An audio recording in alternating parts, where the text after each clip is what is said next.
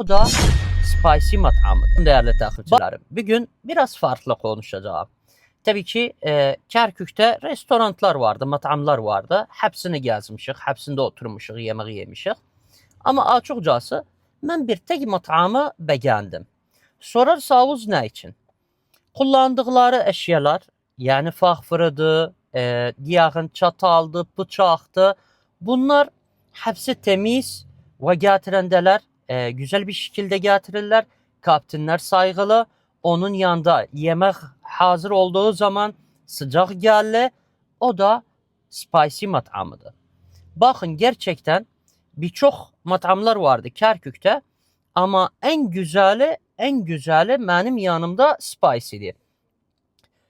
Sağlık dairəsindən, sıhhadan təqdirnamə alıb pəkliğinə, kullandığı eşya hepsi istildi.